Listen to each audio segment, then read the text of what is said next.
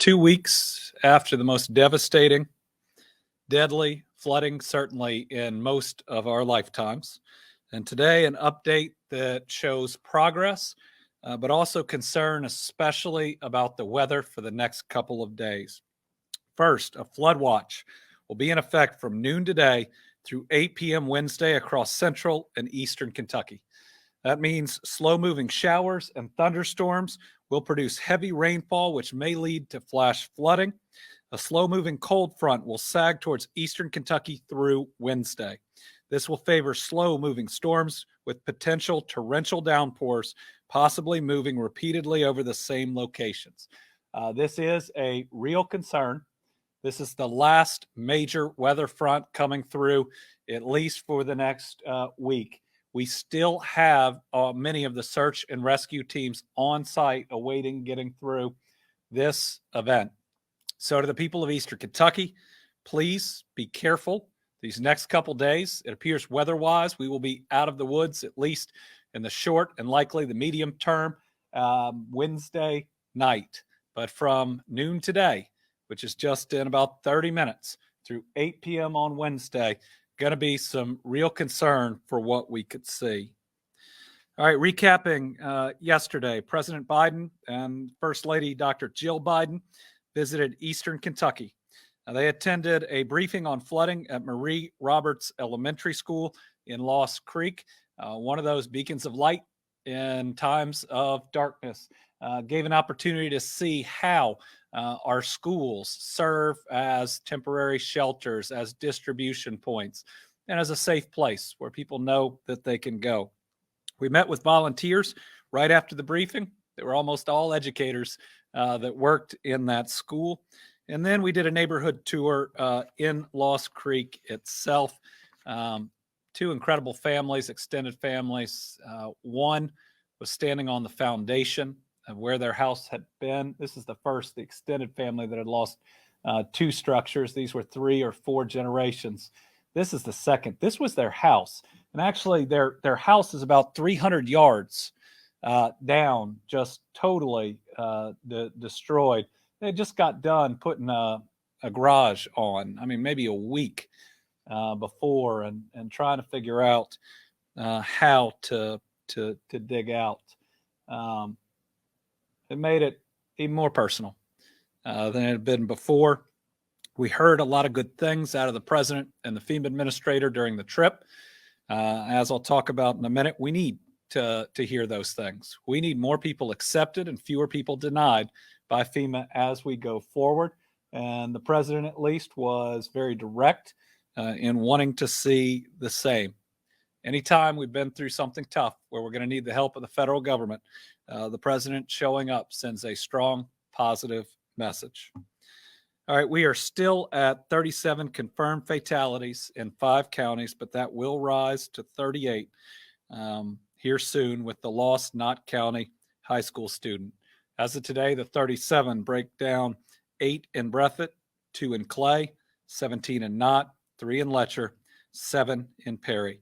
KSP reports there are still 2 missing persons in Breathitt.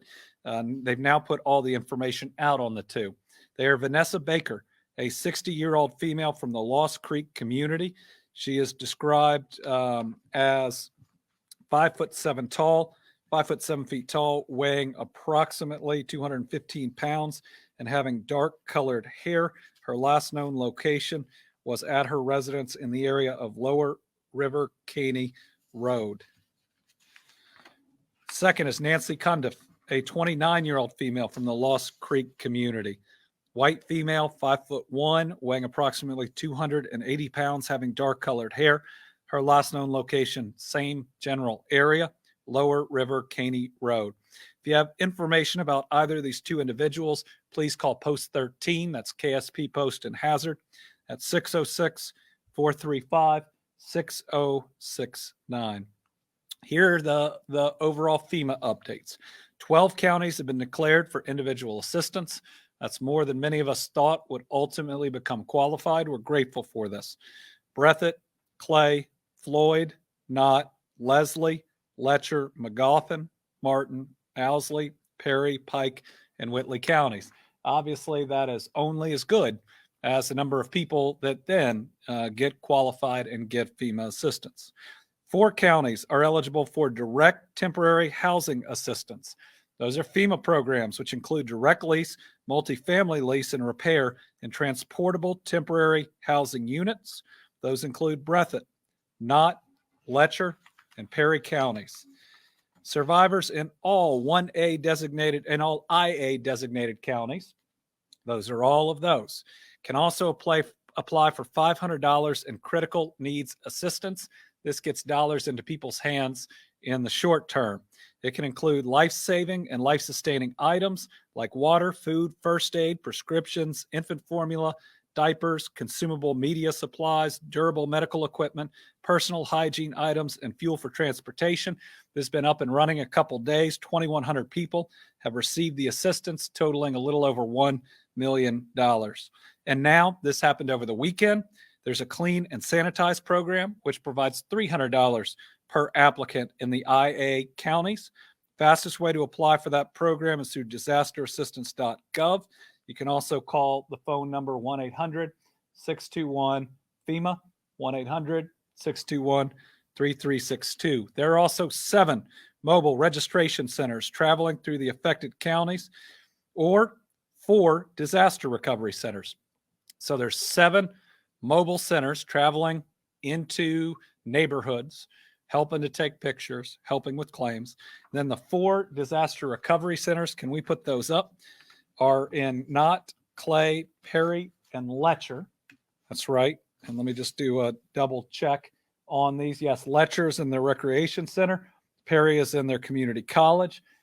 Clay is in Oneida Elementary, and Knott is at their sportsplex. It is really helpful, especially if you've been denied, to go talk to one of these people face to face. They have the power to open up your claim and to look at it. And if it's just things that are missing, that you can add it and hopefully get approved while you're there. There are still numerous cooling center stations open in the affected areas. Visit our flood resource page to get an updated list. Sheltering, we've got 197 people in emergency shelters. Those are the Red Cross and independent shelters. Most of those are congregate shelters. We are going to need to move those folks to a more stable and ultimately, in the midst of a pandemic, safe place. And then we have 315 people at our Kentucky State Parks, 182 in Jenny Wiley. I got to see them this weekend. 4 in Paintsville State Park, 3 in Pine Mountain State Resort Park, then 126 in Buckhorn Lake State Resort Park. Also got to travel there this weekend. See families. It's amazing. Between Transportation, Department of Water, and Kentucky Power that we got that up and running. We now have 77 travel trailers already in the area. 16 are ready for occupancy at Jenny Wiley State Park. 10 are already occupied. 12 are ready for occupancy at Mine Made in Knott County. 3 already occupied. 11 are ready for occupancy in a separate area in Knott County. 3 are occupied. And 4 at now Crockettsville Campground and Owsley. None of those are occupied yet. Getting people in travel trailers is going much faster than it did after the tornadoes. Individuals seeking emergency shelter can register at governor.ky.gov/flood resources. That's right here. Or we now have a number that you can call to register. That's 502-234-1225. We'll get that out in the release. We'll also put it up on social media. Some people don't have to dial 1 anymore. 502-234-1225. The National Guard, with the primary emergency assistance mission complete. We now have 190 service members on mission. They have delivered almost 38,000 cases of water, 37,500 plus meals. Debris removal. This is really moving forward. Once we get all of the private contractors up and running, people are going to see a huge difference very quickly. It does have to be done right. to protect the counties and ultimately the folks that will benefit. Debris assessment will be conducted in affected areas through tomorrow. A process is in the works to identify and remove vehicles from the right-of-way. We have 20 crews doing debris removal right now. They are 2 in Letcher, 6 in Breathitt, 6 in Knott, and 6 in Perry. The Team Eastern Kentucky Flood Relief Fund. This is our fully transparent, subject to legislative oversight, subject to audit. 100% of the proceeds will go to help these families. Now 29,837 donations. $4,667,623 has been donated. A big thank you to everybody who has been involved. I think we'll have some of our major donors, which we'll be able to announce. Certainly the Kentucky Distillers Association, the largest donor to the Tornado Relief Fund, is doing another bourbon auction here to help. How do we spend it? Well, the first thing we do is pay for every funeral so that nobody has to go through a reimbursement process. They don't have to worry about this as they grieve the loss of their loved one. We've already sent out 29 funeral payments. Right now we're confirming 37, though it'll rise to 38 fatalities. Already sent out 29 funeral payments, so these families don't have to worry about it. On donations, monetary donations, whether it's to us or another fund, is what's really needed at the moment. Please do not donate clothing at this point. It's taking up so much space. It's pushing other things out of emergency shelters and distribution points. Every single group we've talked to says they do not need any additional clothing. Please focus on monetary donations through trusted funds. All right, a lot of great progress now on the infrastructure side. On power outages, we are now down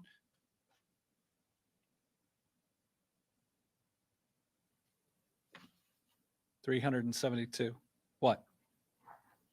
Oh, on power outages, we are now down to just 372 power outages. That is down from 25,000 at its height. And some of these, they have to cut off power as they are making improvements and or making repairs. So a huge amount of work has been done there.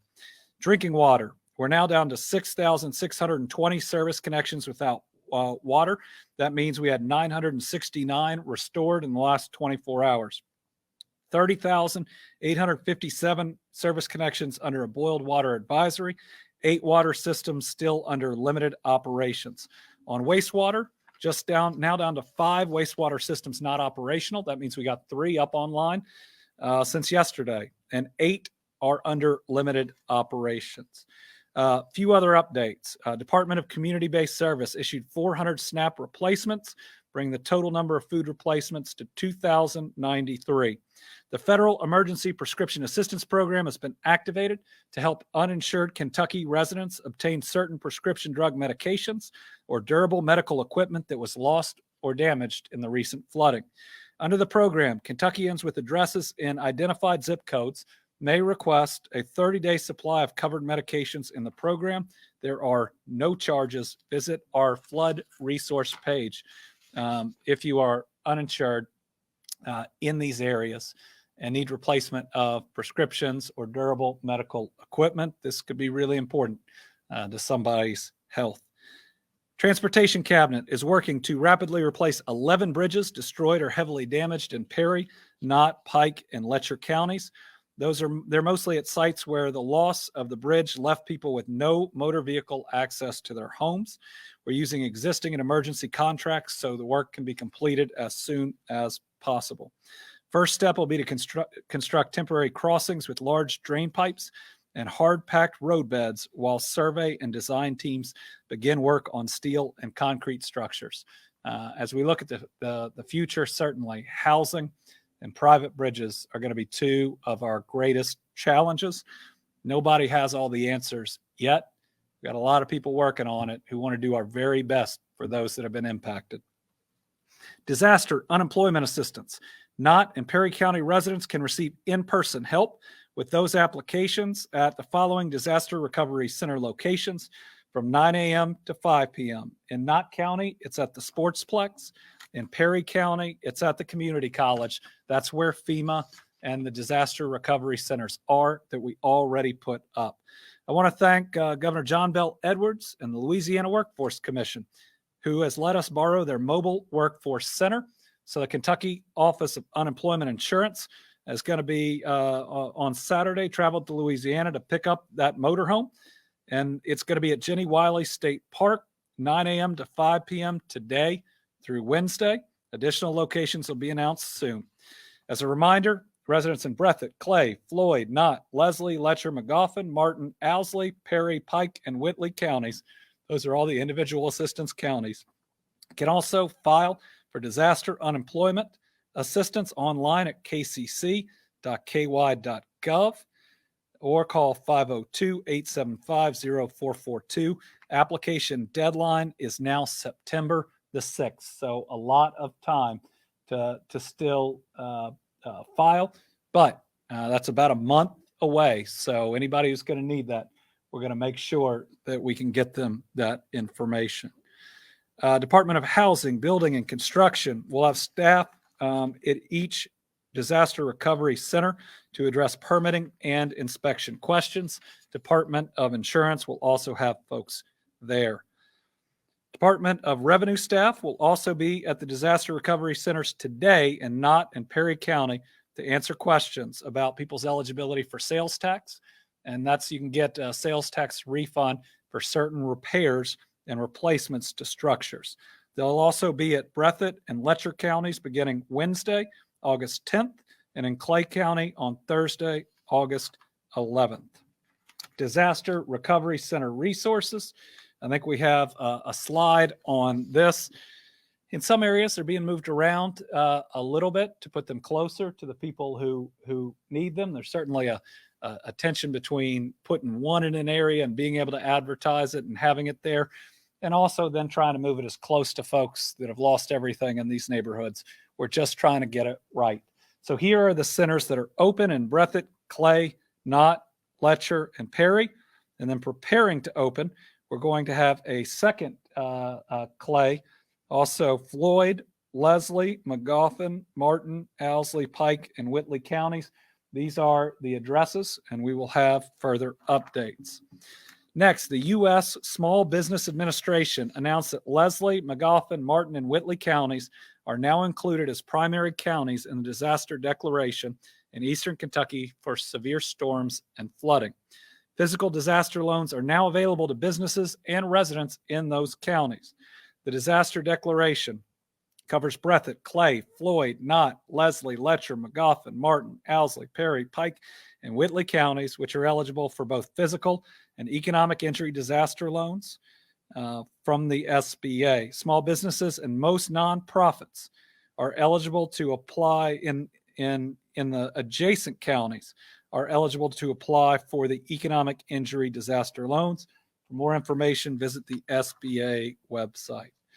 All right, just as a rundown, list of legal actions we've taken. Our goal has been to do everything we can to help. Is my executive order declaring a state of emergency, executive order implementing price gouging prohibitions, request to the president for major disaster declaration and individual assistance, order waiving weight and hour limits on trucks to get supplies to people quicker.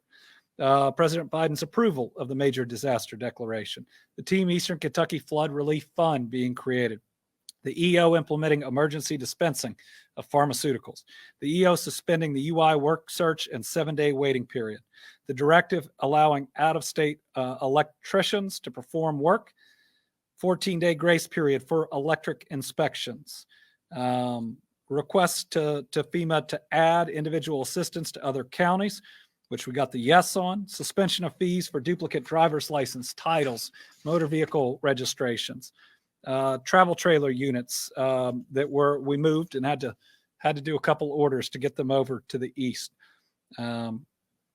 Directive to allow HVAC mechanics and plumbers with out-of-state licenses to help. EO suspending certain requirements on disposing of dead livestock. directive waiving permit and inspection fees for temporary or transition housing resulting from the floods. Request for 100% federal share for public assistance program. We ended up getting 100% for a 30-day period, similar to the tornadoes, for 2 classes of expenses, mainly search and rescue and debris removal. Request for FEMA to implement the clean and sanitize assistance. They said yes. Request to activate critical needs assistance. They said yes. Request to provide direct temporary housing assistance as necessary. I believe they've said yes to that. Again, we have had a yes to just about every major program that we've asked for. Before I open it up to questions, I think our challenges, as they remain, are now to move, at least after Wednesday night, when additional raining would stop, from emergency mode to stabilization mode.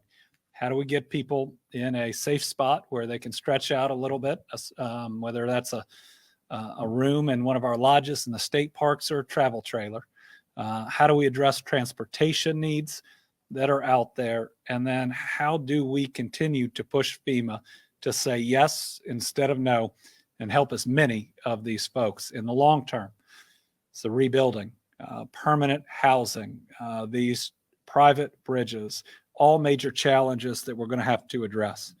All right, everybody that we have in terms of journalists are virtual today. Looks like we have about 8. We'll start with Tom Latek.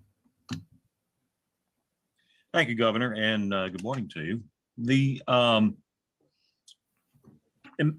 All those executive orders that you listed here just a couple of minutes ago, are those in effect for only 30 days? Can they be renewed? And if so, how, without having to go to the General Assembly?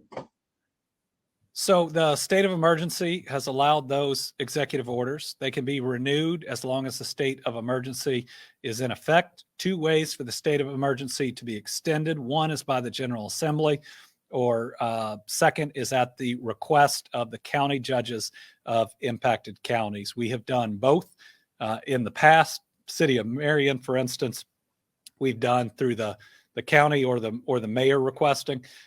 This one will depend on the timing of a special session that I know that we're ultimately going to have. If we have it within the 30-day window, it'll be something we ask the legislature to do, but we're prepared, and the county judges are ready to request to extend it as well. So not concerned that we won't be able to extend the orders and the flexibility that we need to respond. John Cheeves. Thank you, sir. In the months ahead, there's going to be a lot of rebuilding of public buildings, schools and firehouses and other public facilities with public funds. When it's possible, how much thought is being given to getting these places out of the 100-year floodplains that are marked on FEMA maps? I know in some communities it's not possible because there's just not much ground. But when it is possible, how much thought? Well, I think there should be a lot of thought, but I think you just went through the analysis and the challenges that sometimes those outside the region don't see. There's only so much flat land in these areas where you could place a structure the size of a school or for that matter, to build your home.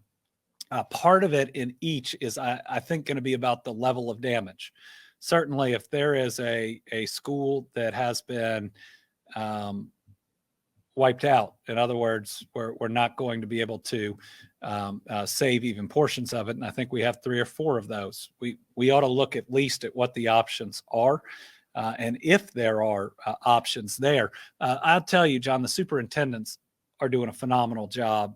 Yesterday, for the president's briefing, we had the Breathitt and Letcher County superintendents, and they are being real thoughtful right now in the first instance about where they're going to have these kids come in for school when the buildings are not habitable or usable. And I'm really impressed where they are already less than 2 weeks after this. But they're thinking through that same thing too. The disruption of school, of a safe place for these kids, is something none of us have wanted to see. I think all of the local leaders are also now hitting the point where they can take a breath and think about what the future will look like. Certainly, in Mayfield. Mayor Onan, after getting out of the emergency period, had a city planner come in, and they really thought about what things would look like moving forward. The same happened in West Liberty about 10 years ago. And certainly even with just the normal flooding that can happen as part of life in these areas, I think when you're spending tens of millions of dollars to rebuild some of these structures, we absolutely have to give thought to it. But you hit it right on the head where there's an alternative. And in some instances, there just might not be one. Stu Johnson, WEKU. Thank you, Governor. You have mentioned the word's been possibility of a special session. President Stivers, I think the term he used was highly possible. I guess, within, say, a month, is it likely there'll be a special session, say, within the next month? Yes. All right, Ray Johnson. Hi, thank you, Governor. You ended your updates with questions like how do we get people to stabilization? And I'm wondering, given the forecast for the next few days, what concerns you might have about imposition to that goal? Yeah, so the next 2 days are really concerning. And they're the last 2 days for at least a little while. I think we will have enough days right now after tomorrow night where we don't have major rain forecasted, where we could potentially be out of the woods. Certainly, if we can get through tomorrow night without major flooding, we'll be able to allow some of the federal search and rescue folks to go home. I mean, they've now been helping us for a while. But the next 2 days are of significant concern. Folks have been through too much. And listen, a lot of people are trying to stay in or around their homes where we know it flooded, and there could potentially be heavy rainfall in these areas. My concern over the next couple days is that everybody is safe. We already lost an 18-year-old in the cleanup. We don't want to lose anybody else at all. And so whether it's taking care of yourself during that period or making sure you get to a safe place, the next 2 days are going to be concerning. But again, once we get through tomorrow night, right now after 8, we ought to be able to, as long as we haven't seen more widespread flooding or damage, we ought to really be able to move into that stabilization phase. But we're watching the news we're watching the weather almost hour by hour until then. Morella Porter.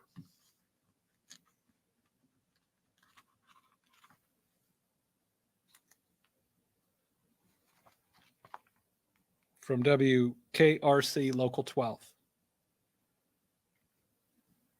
We'll come back. Bria Jones, WFPL. Thank you, Governor. How has it been getting the communications back up, like with cell phones and stuff? I know that has been like a ongoing issue, especially in those more rural areas, to get those temporary towers up in those areas. Do we have any updates on the progress with that? Yeah, we think it's back up. Now there are going to be some pockets, but we believe that cell phone service has been restored to the level that it was at prior to the flooding. That took a lot of people doing a whole lot of work, and certainly what we've learned now over 2 major disasters. This is one of the first things you've got to get up. Once you do, you get a better idea about how many people you're missing and how many you've lost. Cell phone service would definitely be on my top 3 list when you look at what you have to restore immediately after getting hit by something like this. Lee Searcy, WLEX. Yes, thank you. This is a can FEMA do more question. Yesterday, we met a Jackson couple whose newly purchased home flooded before they could even move in. They closed on it literally 6 days before the floods. FEMA denied their request for help because they were not living in the home at the time of the damage. Do you believe that FEMA could do more to help them? And what is your advice to this couple, Katie Turner and Dustin Turner? They really feel abandoned. Yes, I think FEMA can and should do more to help everybody. This is what FEMA is supposed to be there for folks that are wiped out, for folks that without it can't get back on their feet. This is the federal government. They print money, and we're not talking about all that much. In fact, the president yesterday said even the FEMA limit wasn't enough to get people back on their feet. I'm hoping that is going to spark a change, and every day either I or my general counsel or somebody else is having a conversation with FEMA where now is the time to change the culture. Now is the time to get away from no, no, no to helping the people who desperately need it. I believe that this is the natural disaster where we are going to see, is FEMA going to get it right? Or is it going to be an example where people are excited when they come in, but even more deflated when they leave? Now, I am seeing FEMA do things here that they've never done before. And every time we see one of those, that's a good thing. That's being willing to open up people's claims again at the mobile registration site. And they've told us that everybody denied is going to get a call from their national office. But the next thing we've got to see is them saying yes in instances where they may have said no in the past, provided that they have the statutory or regulatory authority to do so. I do want to say that Congress has put different parameters on FEMA. They probably can't go beyond those, but all the way up to what they're allowed to say yes to, they ought to be saying yes. And if they can go a little bit further with authority that they may have, they ought to be doing that too. I heard about this couple as well, and it's awful. I mean, it's just awful. And it's just like the young family I met at Buckhorn. And I mean, they had put $150,000 into their home over a period of years. And they were showing me pictures, and it was beautiful inside. Now, sometimes people may come with a prejudice about what the inside of a single wide can look like. It's beautiful. They had built a real home for their family. And now, 4 feet up, it's green with mold all the way through it. They deserve help. Whether they're in, nobody can afford flood insurance where they were, and this is an area that doesn't flood. They deserve help, and I hope that FEMA gets it right.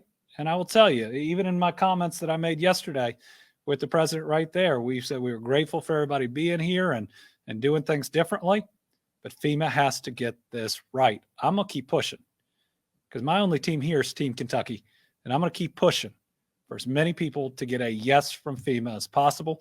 That's one of my primary missions. All right, going back, do we have Morella Porter?